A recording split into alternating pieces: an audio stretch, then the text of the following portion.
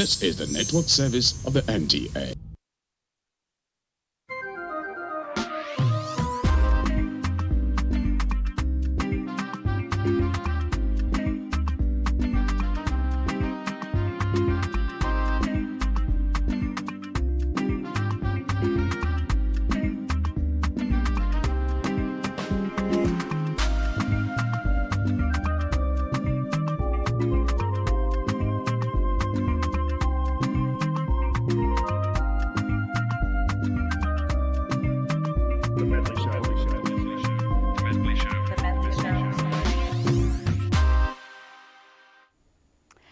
One major issue confronting men in today's world is mental health. Mental health is incredibly misunderstood in Nigeria as it is in most parts of the world. Nigerian men, like many across the world, especially those who grew up with a strong perception that African man no dey cry, often bottle up emotions that cause mental stress. Ever heard of the term chestam, na man you be? Mental health is a critical aspect of one's general well-being, yet it is repeatedly disregarded, especially among men. In spite of the growing awareness of mental health issues, lots of men still face major challenges in recognizing, addressing, and seeking help for their mental health problems, mostly because of associated stigma, sometimes from family, friends, or even the society. Today on the Medley Show, we will be celebrating Men's Mental Health Month and also outline some issues that lead to mental breakdown in men, how to heal, and the need to speak and seek help if required. My name is Tochi Eputa and welcome to the Medley Show. I already said we'll be celebrating men today, but we need to talk about these mental health issues that are beginning to plague men and plague our brothers, our fathers, our friends. We need to talk about it and, of course, also help them heal from this situation. I hope you're having a good time already, because I am, and I'm looking forward to having an amazing 1 hour with you. First, let's bring you a backgrounder to the conversation I'll be having today. And when we come back, we'll be ready for you to meet my guest. Stay with us.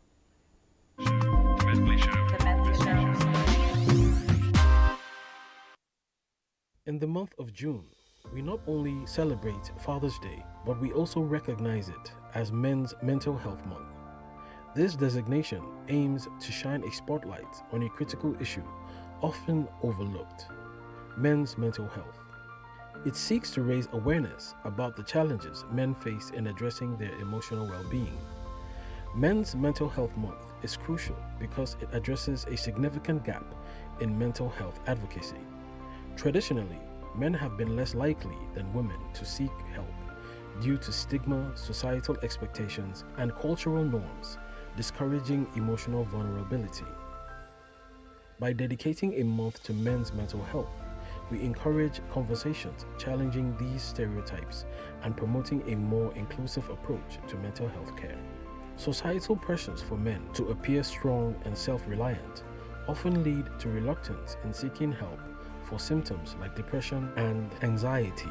Shockingly, statistics reveal men are more likely than women to die by suicide, underscoring the urgent need for tailored interventions and support systems.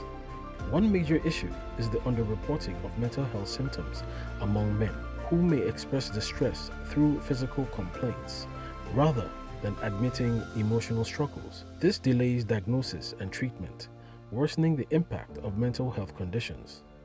Cultural and racial backgrounds also influence men's mental health experiences, with African men in particular facing additional barriers due to healthcare access disparities and cultural stigma. During Men's Mental Health Month, organizations host events, workshops, and campaigns to raise awareness and support. These initiatives aim to destigmatize seeking help, educate families about mental health, and provide coping strategies and professional assistance. This month serves as a reminder to address men's mental health challenges with empathy and proactive support. By breaking stereotypes, promoting dialogue, and advocating for accessible services, we create a healthier environment for all individuals. Let us all reaffirm our commitment to mental well-being, ensuring everyone, regardless of gender, feels empowered to seek the help they need.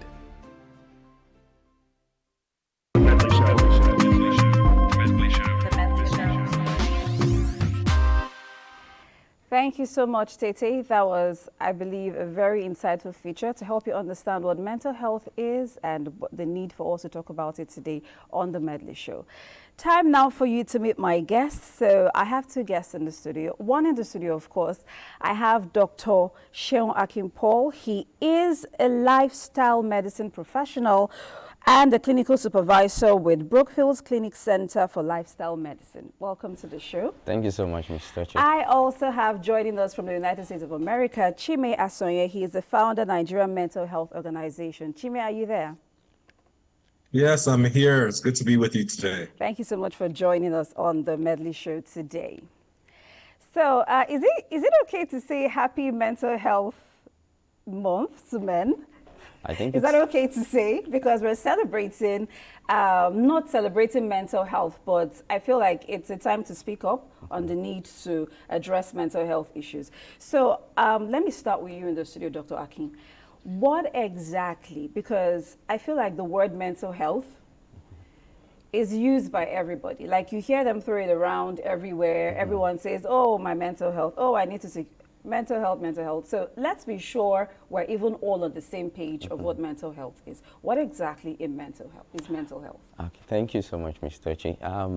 Mental health is an issue, actually, that encompasses about emotional disorders, psychological problems that influences how we act, how we feel, and how we relate to other people. And it's an essential issue to address.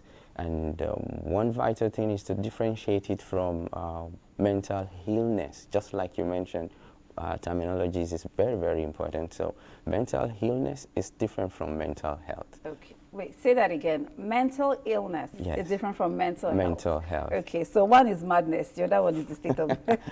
Okay, I'm just joking, go ahead. That's right. So mental illness comprises maybe some non-communicable diseases that could happen within the brain. And mental health is a whole sum of what the brain functions gives to the body and how it helps us to live a better quality life. So addressing the issue of mental health is very, very important. And the aspect of medicine that takes care of that much more is the lifestyle medicine. Lifestyle medicine. Okay, so we did a good one by bringing you here today. Thank you so much. So let me talk to you, Chime. You are the founder of Nigerian Mental Health Organization. So let me start by asking, already Dr. Seun Aki already spoke to us from the medical aspect, but you work with this men. Let me get your thoughts on what mental health is and the need for you to be an advocate in this. Thank you for that. Mental health comprises of one's emotional, psychological, and social well-being. And this is very important. It's a mixture of all these things about how we think, how we feel, how we act, how we handle stress, how we relate to others, how we make healthy choices. It's about really having constructive relationships and coping with the ordinary demands of life. If you look at some of the prevailing definitions, I like to contrast this idea of mental health with other ideas of mental health. The World Health Organization essentially talks about mental health being realizing one's own abilities or contributing to a community. I much more think about mental health as how we think, feel, and act, and being constructive in that way. And when we think about in general, a lot of people know that there is no health or wealth without health. And we don't really think about mental health holistically. We need to be thinking about health as physical, social, and mental. But a lot of times we disregard the health of the mental component of health. So if we do not think about that, what it means to be mentally healthy, then we're going to be ignoring a key part of what makes somebody flourish and what makes somebody well. And unfortunately, men are really, really impacted. So it's very okay on Father's Month to be thinking about this because we don't talk about this issue a lot as men. And one of the reasons we don't talk about it is because we're conditioned by society that this is not an important issue, or men shouldn't be talking about their feelings or their emotions, that men are essentially the breadwinners and should just be focused on providing for the family and not really thinking about how they're impacted by the ordinarily constraints and frustrations and the challenges of life. But if we're going to be healthy, we need to be thinking about our mental health as a key component of that. Okay, so I have 3 brothers and I grew up around all of them. I also have cousins who grew up around me. And one key thing that Chime said, I constantly heard them being told, you're a man, men don't cry. Like, why you making a fuss? You're a man. It's like from when they're children, they're constantly trained to bottle up these emotions. So it's no wonder that when they're full-grown men, you find a lot of men bottling up a lot of emotions. Yeah. So I want to ask this, yeah? Is it a question of, because now it's not just the family, like I said earlier at the beginning, it's not just family, the society is also part of it. That's right. Is it a question of something that should be changed from when we're growing? Because, like I said, I kept hearing this. I'm even guilty of it. Like I have 2 nephews, and whenever the older one is crying, I say, "Why are you crying? Are you not a boy?" Yeah. You know. So, is this something that should be changed from the upbringing? Is that going to help to curb mental health issues? Definitely, it has to be, because what you've mentioned now is called traditional masculinity. Right. And it essentially means that there is a way we expect a male child to behave and handle scenarios like that. I will quickly give an example. A few years back, while I was doing my house job in the pediatric ward, so there was these 2 patients from the same family, the 8-year-old girl and the 4-year-old boy, and both of them were to be given injections. And there was ice cream for the girl, 8 years old, and to pat her, you know, to make her comfortable so that she could receive that procedure. But for the 4-year-old boy, he was told to bottle it up. And it struck me deeply that day that we are actually destroying men from childhood. And he wasn't allowed, 4-year-old boy, he wasn't allowed to express the pain, obvious pain. And he wasn't given any incentive, you know, to pacify him, a 4-year-old boy. So this is not something to discriminate between gender. It's just an example of what happens in our society. And it's called traditional masculinity. And we need to look into that properly. Yeah, I'm glad you mentioned traditional masculinity, because even if a lot of men these days claim to be alpha males, they still have that traditional masculinity in them, because regardless of how woke they seem to be, they still bottle up issues. That's why we have a lot of mental health issues. But I'll go back to Chime, but let me quickly ask you this, yeah? Why is it so important to be specific on mental health issues for men?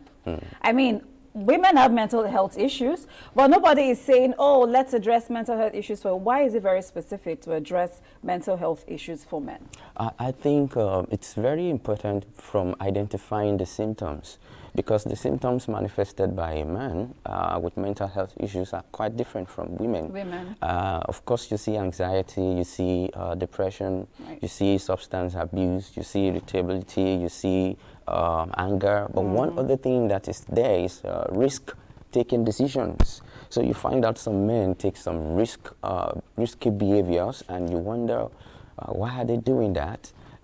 You see some things, and you're like, why would you risk your life that much?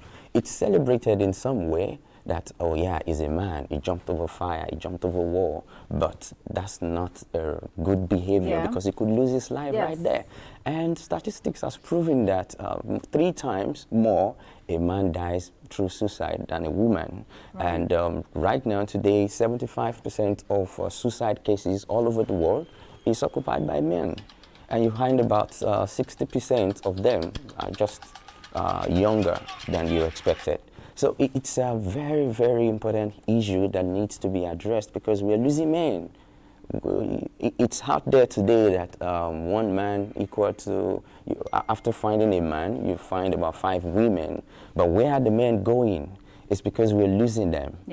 So it's a very epidemic problem that we really need to address. It's coming up new, but we're getting But somewhere. we're working, it's a work in progress. Yeah. So Chime, let me ask you, I want to know, you've worked with, in the course of your work, you've worked with a lot of men, right?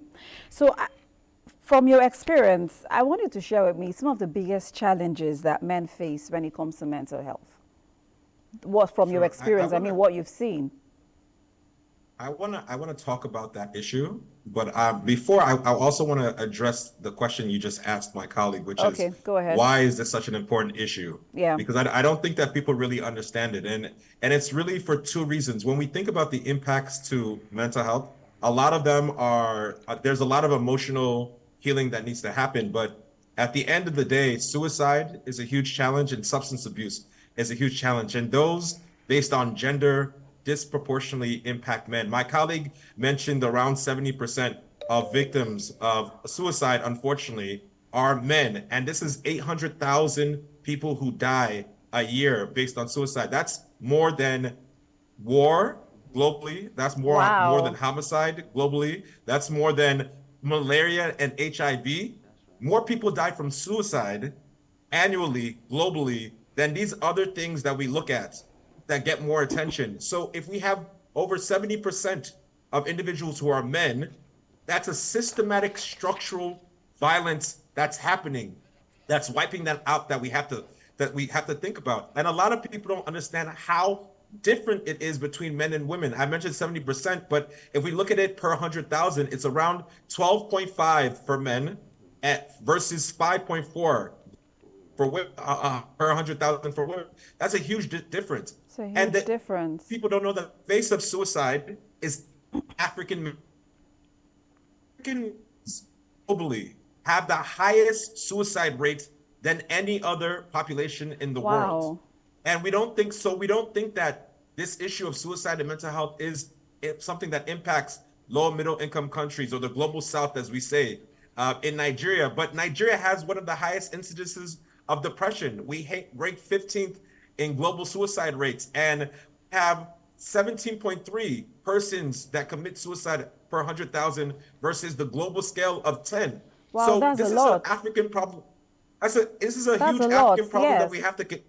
that we have to contend with. And then when it comes to substance abuse, it's a huge challenge. 3 times more men than women become dependent on alcohol. And this equates to around 10% versus 3%. And men are 3 times more likely to report frequent drug use than women. So from substance abuse challenges that impact individuals' functioning and productivity to issues of mortality, we have to think this. Now, when I'm talking to men, that how we think about mental health is just an issue of drugs and alcohol, but we issue being vulnerable. One of the biggest challenges, men do not want about things around empathy, how they're feeling, what their emotions are. A lot of people are stuck on survival mode, and we can't blame them given the poverty and the challenges in the country. So a lot of men, if you want to have a conversation, they either want to be an escape, either by partying or going out or clubbing or drinking, or they might be focused on faith. They don't want to think about what's going on with them. They think about how they can focus on others. So that's one of the biggest challenges, is just starting that conversation. We as men don't usually have someone that we can go. Best friends are reducing who we can share. When we're sharing these emotional challenges is usually with women. And I think that one of the biggest challenges we have here is really around loneliness. Okay. Men can have a lot of friends in social settings, but are all personally lonely. So it's been a huge challenge. The US Surgeon General here in America talks about it's a pressing global health threat, the issue of loneliness. And Okay. it's uniquely facing our African men. Okay. We're going to continue the conversation. I mean, I was smiling when you mentioned that so many men are stuck on survival mode. That got me. And you also mentioned a lot of vices that they indulge in. I was going to ask if all those vices you mentioned are a question of mental health issues, but we'll come back to that. Let's quickly take this feature. This feature is we want to look at some of the manias some of the manias that are attributed to mental health illness. Watch this and we'll be right back.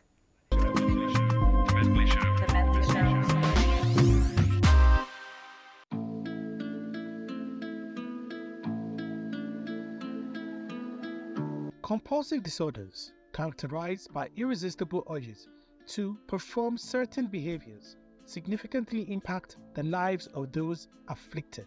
This video explores 5 such disorders: kleptomania, pyromania, trichotillomania, dermatillomania, and oniomania.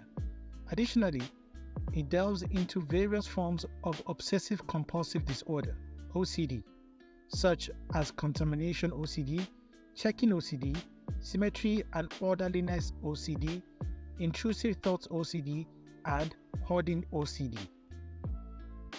Kleptomania is an irresistible urge to steal items, usually without financial need or personal gain.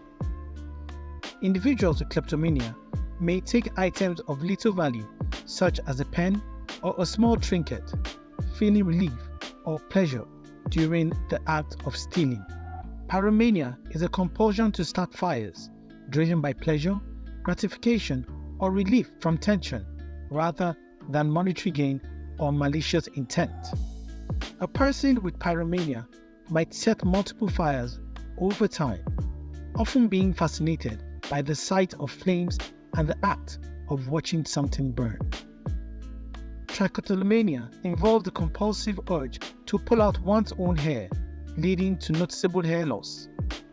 Individuals with this disorder may pull hair from their scalp, eyebrows, or other parts of their body, often creating bald patches or thinning areas.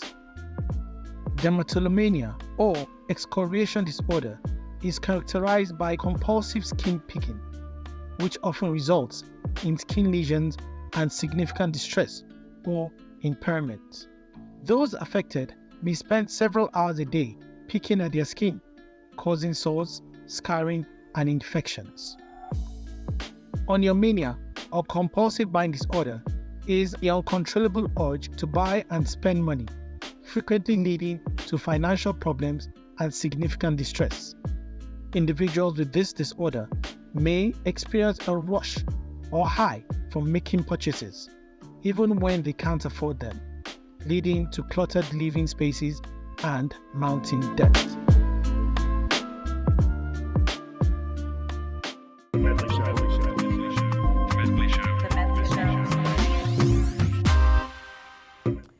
Welcome back. This is still the Medley Show, and I still have in the studio Dr. Sheo Akin-Paul and Chime Asonye, who is joining us from the USA.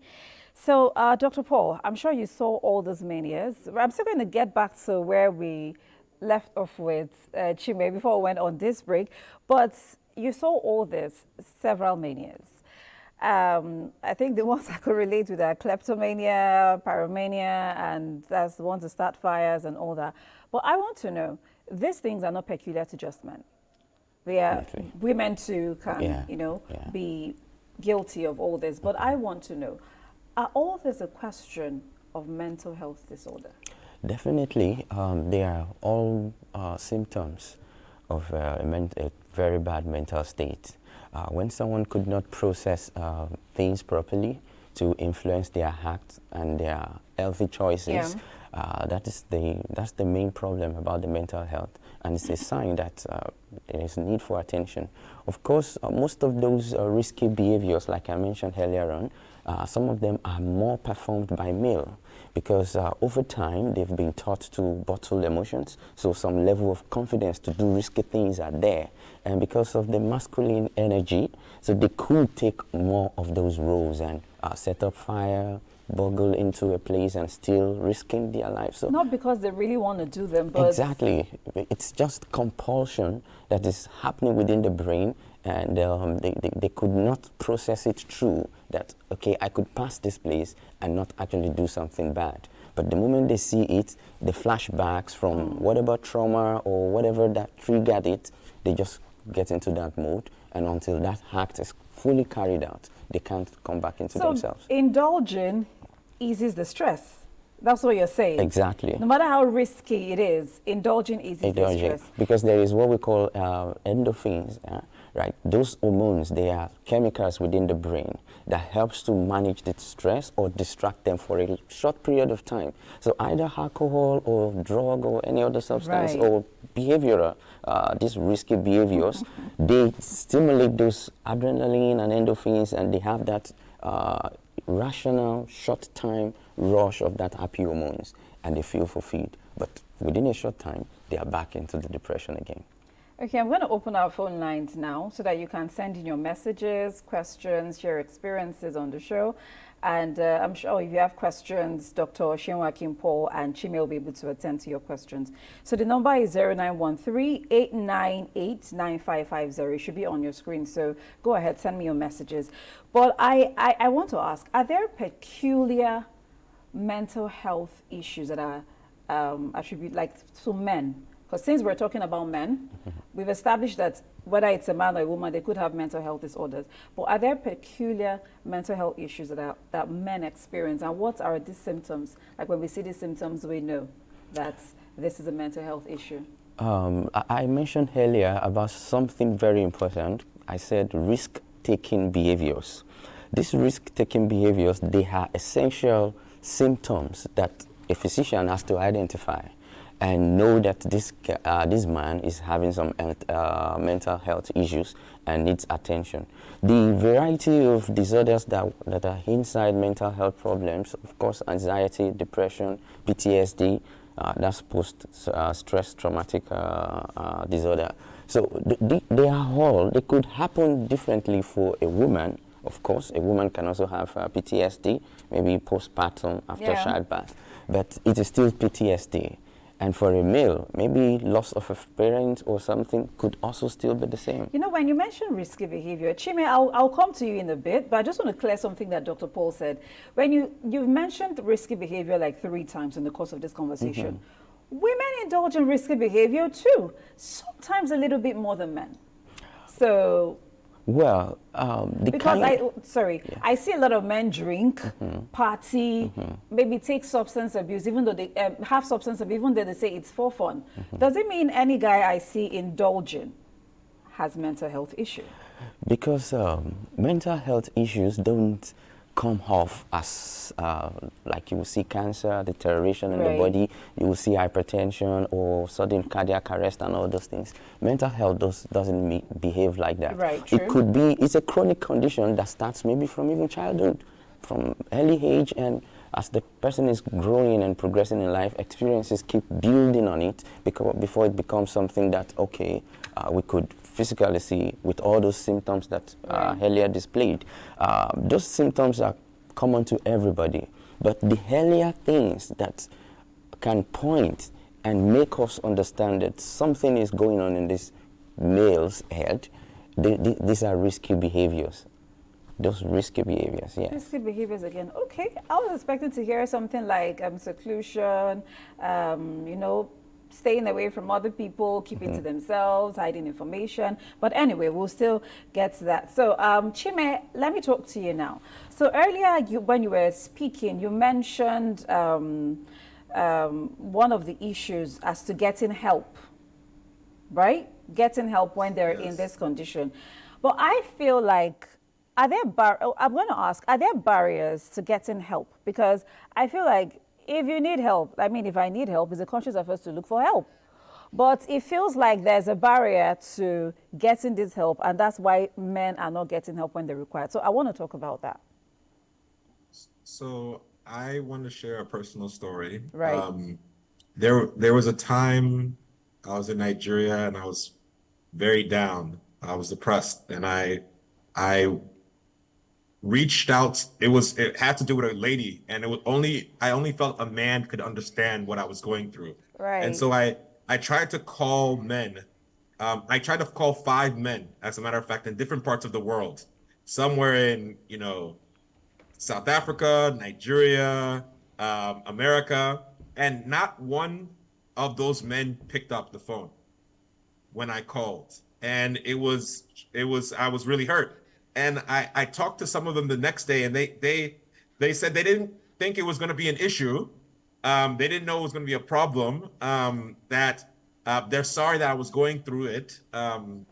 They didn't think that what I would call would be something that was so where I was in such a fragile state. They thought that no matter what I was calling for, it's something that could be handled eventually. Right. This is some of the socialization that we have men that women don't have. Sometimes women just may pathetic understanding, pick up their phone, have those best friends that they can call. We don't have that kind of connection. And there's the thought that we can, no matter what it was, the man would be able to get through it. And that's one of the barriers, the cultural barriers. Like you said, man know the cry, etc. But I was in a really hurt place, and that really impacted my ability to hurt men in general. Men don't also ask, are we okay? There was a really great awareness campaign that created by MI and others, where it's like, just asking your friend, How are man, you are doing? you all right? Yeah. Yes, how are you doing? And the issue is that we need to understand there's risk taking and gender distinct behaviors, but mental health manifests differently and can impact everyone. True. I'll give two examples of this. Suicide is risk-taking behavior. More men die from suicide, but one of the reasons more men die from suicide is that there's studies. There was a study in that evaluated news media reports of events, and it found that there was variations between the gender which cause more men to commit suicide. Generally, hanging and poisoning are the highest forms of suicide, but for men, more men committed hanging and poisoning versus women, where poisoning was the highest form. So there's gender-related risk behaviors that cause more mortality, unfortunately. And then even on things like we're talking about postpartum depression or prenatal depression, and we associate it just with women. We can't do that anymore. There's more research that have come out. It's commonly associated with new mothers, but there's recent studies that's found that 10% of new fathers actually suffer from postnatal depression. True. This is according to the National Child Birth Trust. 25% of new fathers experience mild depressive episodes, and between 10 and are actually diagnosed with depression in years of fatherhood. So this neat lines that we used to have about mental health and certain type of mental health conditions just affect one gender or the other. I think we need to deconstruct those. We need to be a little bit more innovative in our thinking about these things, and we need to also understand. Not only do we need to understand social conditions as well. We cannot have true conversations around mental health and the impact of economics right now. Okay. Men are be breadwinners.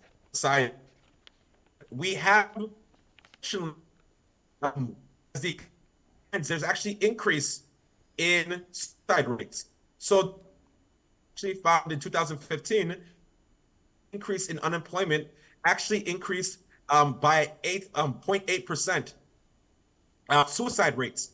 So if we have individuals, men who are supposed to be breadwinners, we don't provide them with the social protections, the money, the economic need, also going to have a challenge. So it's not just a personal issue. Okay. It's also social issues. It's supporting these men to flourish in the future.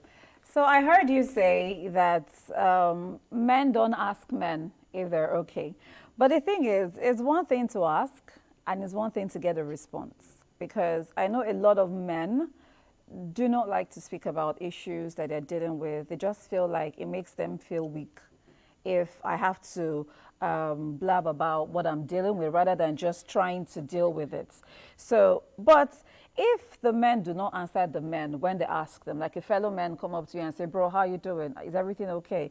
But the women constantly ask now. So why don't they answer? Why is it such a big deal? Let me have you answer this from, I'm sure you've had to counsel a lot of men and speak with them in the course of your work. So why is it such a big deal for men to have to open up?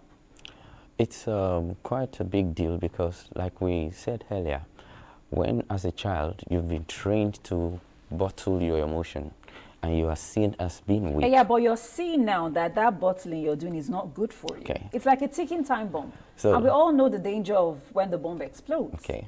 There is something that is called a patterned behavior that forms chemical connections in the brain of exactly what you're going to do when you are in a difficult situation, which is what triggers some people to go to alcohol or to womanize or to take risky behaviors, right? So the chemical pathway in the brain when they are in such difficult problems is being trained over time. So there is a lot of unlearning that has to happen through therapy sections, right? And one of the we're already talking about solutions to these now. So one of the things that is therapeutic to manage mental health with men is cognitive behavioral therapies. So we have to use these therapies to create new pathways of how they manage the stress, the loneliness, mood swings, and why they are having all those problems. Yeah. So it has to be that they come out, right? But they can't on their own. That is why if you're talking with a man, if, for example, a man comes to the clinic and says he has erectile dysfunction, that's a sensitive case. That's something that a man would not easily come out to talk about. And these are things that builds in the mental problems with a man. So if he comes to the hospital and is talking about this, we already know with the symptoms he's expressing that there is mental problem here. And it has to be addressed exactly. Okay, so this is for people who intentionally seek help, understand what they're dealing with and want to change. But there are also others who just feel like, I've heard this a lot, like black people don't do therapy. We've seen it in the movies. I've heard guys say it to me. I mean, therapy for what? Like, it's an embarrassment for a guy, especially when he's colored, to seek therapy. But there must be some impacts of this untreated mental health issues. Like, how does it impact them themselves first, and then the other people around them? So it stems from medical professionals like us to be trained specifically in these areas so that we could identify these atypical symptoms. We have to go back to school and learn about this. And like I mentioned earlier on, lifestyle medicine hinges on 6 pillars: diet, diet and nutrition, of course, and relationships. That is healthy relationships with people and maybe also with a higher deity. Then, of course, avoidance of substances. Then exercise, management exercise and management of stress. Yes. And also, these are coping mechanisms now, or they're outright solutions? These are outright solutions. And sleep. So there is an acronym for that, my dreams. So my dreams of living a healthier, happier, and longer life. So the dream there, the dreams, D stands for diet, the R stands for relationship, the E for exercise, the A for avoidance of toxic substances, and not only toxic, screen, games, and all that, avoidance of all those kind of substances. And social media. Social media, of course. So and M stands for management of stress, then the S there is restorative sleep.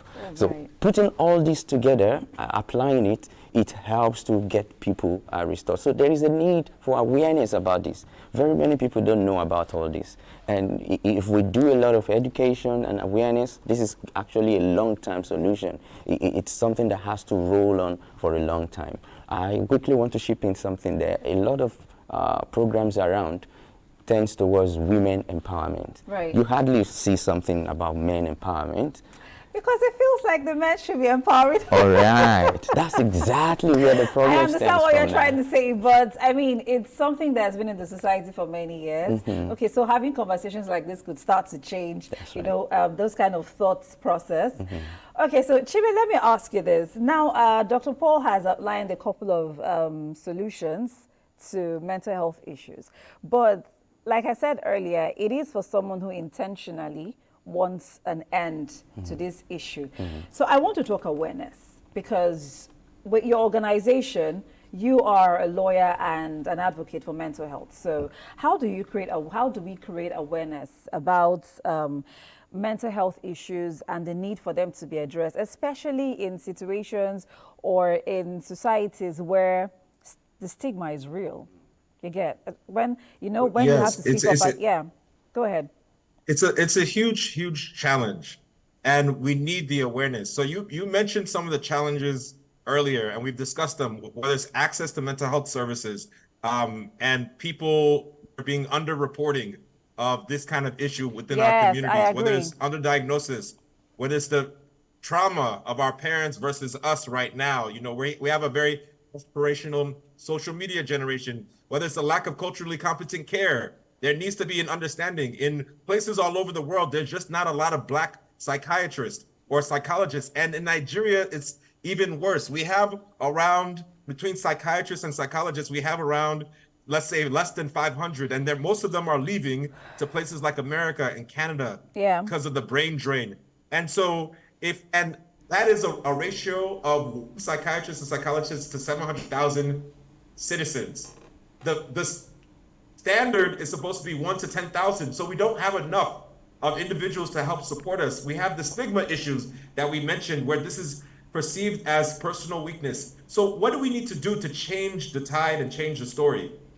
One of the key things outside of the wellness practices that my colleague mentioned, fitness, diet, things that people can do and not necessarily need drugs, therapy, which can be unaffordable or have access issues.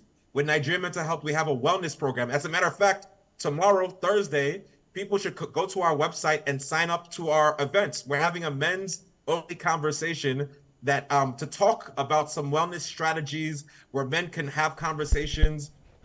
Tomorrow, well, Okay. the second thing Okay. do the Chime, can you still hear me? Okay. We seem to be experiencing a little bit of network issues, but we'll come back to this conversation. Let's go straight now to take a feature. And just like we brought you manias, now we're looking at OCDs. Are they manifestations of mental health issues? Watch this, I will be right back to talk about it. The Medley Show.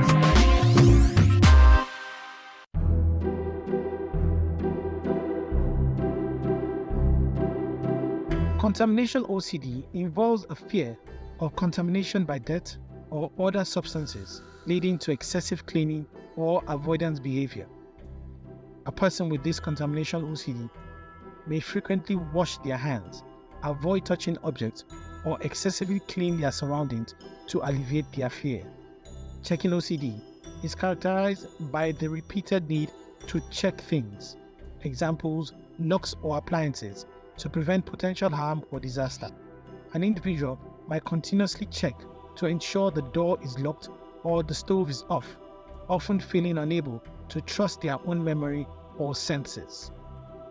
Symmetry and orderliness OCD involves an obsession with symmetry, order, and exactness, leading to the repetitive arrangement and rearranging of objects. A person may spend significant amounts of time arranging books, clothes, or other items on a desk in a specific way until they feel just right. Intrusive thoughts OCD consists of unwanted, repetitive thoughts that are often violent, sexual, or blasphemous in nature. An individual persistent, distressing thoughts about causing harm to others, despite having no intention of acting on them. Hoarding disorder is characterized by difficulty discarding items, regardless of their value, resulting in cluttered living spaces and significant distress. A person with hoarding disorder might accumulate excessive amounts of items, making it difficult to move around their homes or use rooms for their intended purposes.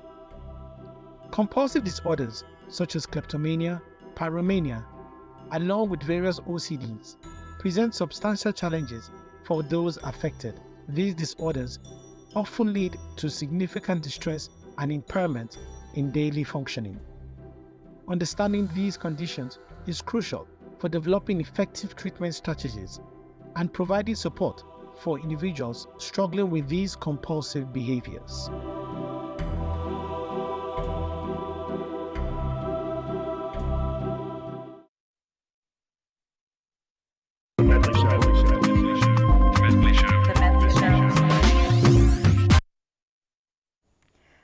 welcome back. This is still the Medley Show, and we're still celebrating Men's Mental Health Month, talking about mental health issues as regards to men. And I still have Dr. Seun Akin Paul in the studio, along with Chime, who joined us from the United States of America.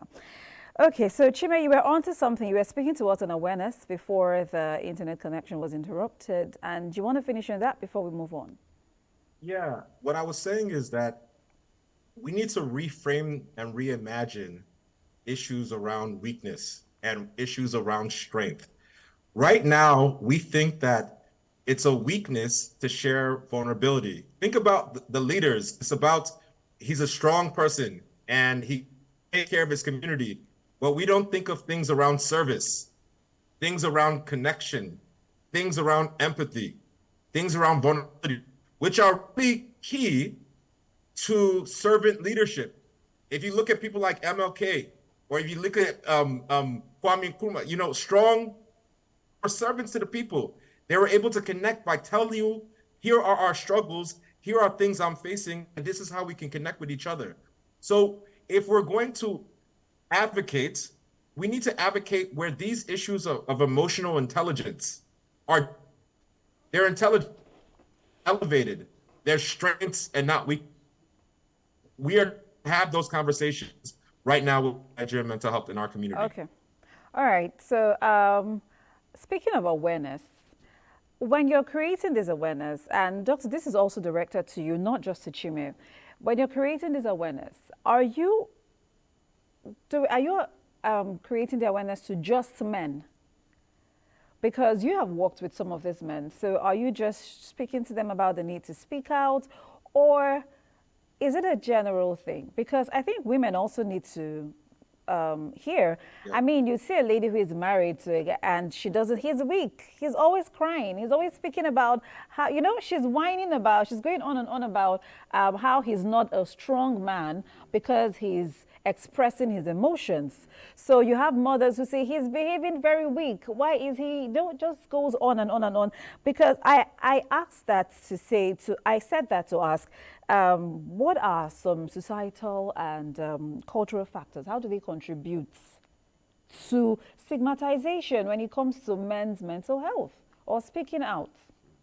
So the awareness, just like my colleague has been saying, what they do, it's very, very vital. And I think it's not streamlined to men only, because we need everybody in society to participate in this.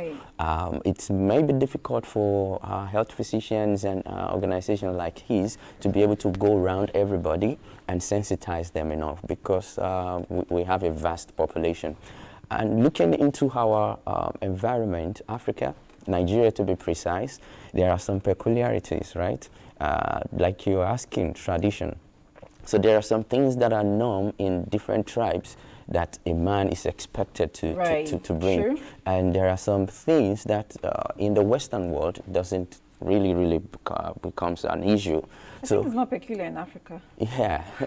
Maybe Nigeria is worse. Sorry, go ahead. There is a lot of expectations. Right. And this problem stems from different factors, from parental problems that a child witnesses and creates that trauma within the childhood period. Then the chemicals pathway in the brain start forming up and builds up to adulthood. So identifying it from that younger stage is very important. That means parents needs to be in awareness of this. Conscious effort, to intentional effort, to learn about this and be able to identify if a child is having such problems and help them.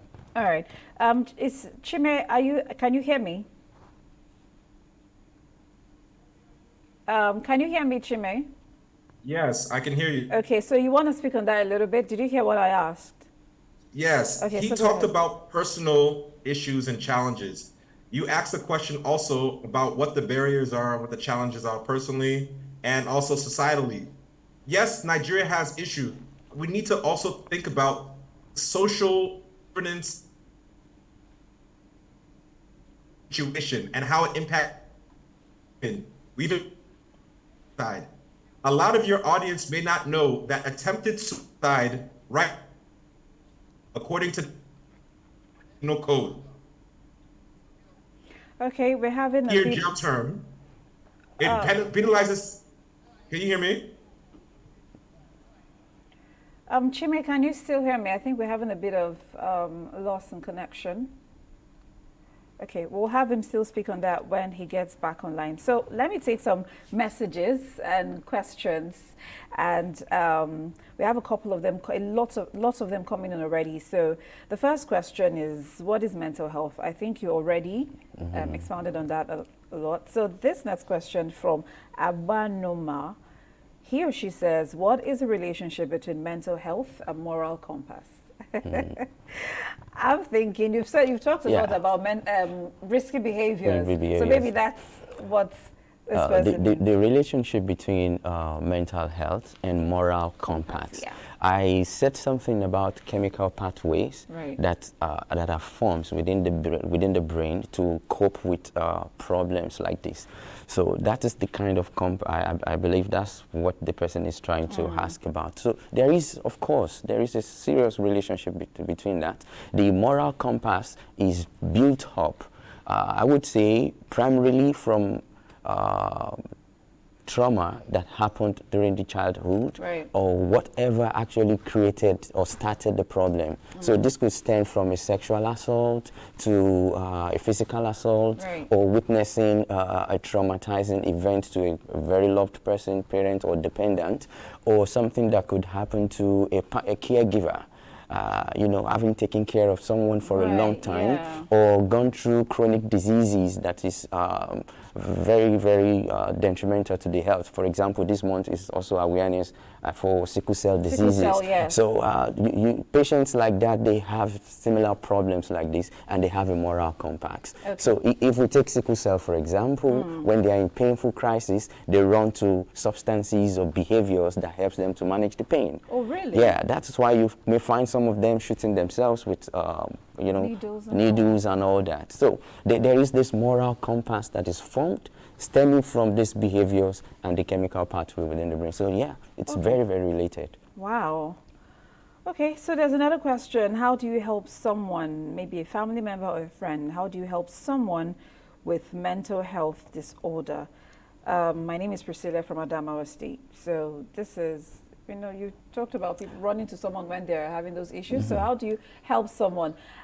I think I need to know, because if someone who is speaking to me about mental health issues, I need to know how to help the person. So yeah. So first of all, it's to show empathy. It's very, very important. And that can be like a very expensive commodity in our society, given the fact that everybody is going through one or two things and problems around. But if someone has the courage enough to come to you and say, I have this problem, you should show empathy. That is, listen properly to them. Try not to pick something from what they are saying to challenge them or fault them for what has happened. So, or try to tell them, oh, you're killing yourself. No, that's not the time. The first thing to do is to listen to them. Make them feel welcome and accommodated without any judge, and direct them to a therapist, to a physician that could take it up from there. Okay, so Chime, can you hear me now? Okay, so yes, I can.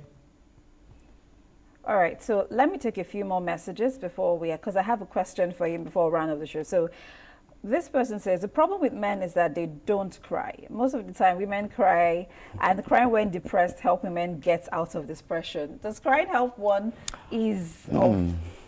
There is a psychological explanation for cry that it's like the washing of the soul. A little about that. The soul is like 4 parts and compartments where you have your will, you have your emotions, and you have your intellect. Then you have your mind as well. Those are 4 things in the soul. The mind is your central processing unit. The will, you make choice. The emotions, you feel. The intellect, you inform properly and make logistical decisions. So cry helps, and I will tell you that men do cry. Yeah, they do, but they hide. Not in the public. Okay, so let me take a few more messages. A situation where someone is frustrated, doesn't find life interesting any longer, easily irritated because he cannot meet his needs as a result of economic hardship. where nobody can help. Is that also a question of of mental health? Okay, so I hear Chime is back online. Chime, can you hear me? Yes, I can hear you. So quickly before we go, I just need to speak on how can men help each other heal from mental health issues in your experience? Because this is what you do. You work with a lot of men. So how can men help each other heal from mental health issues? First is, if you are someone who's struggling today, if you're in crisis, you can go to our website, www.nigerianmentalhealth.org. We have a list of crisis lines and emergency hotlines from NGOs and from government. So if you need help or you need a conversation, please share this resource with your friends, with your men in your life.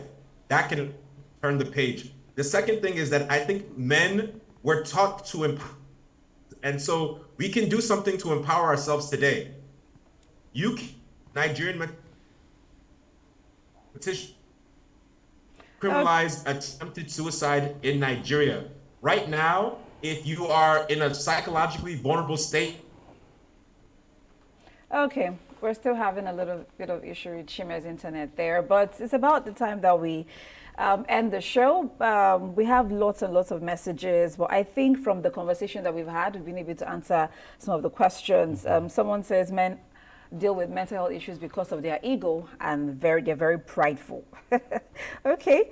Someone says, how do you help someone who has childhood trauma which has grown into a mental health disorder? Well, we'll get to take this conversation after the studio time is first spent, but I want to say a very big thank you to Dr. Sheon Akin-Paul and of course Chime Asonye, who joined us today to discuss mental health issues as regards to men. And that'll be all for the Medley show today, but we'll be back next week with something more interesting in the studio. Until then, you take care. My name is Tochi. Bye-bye.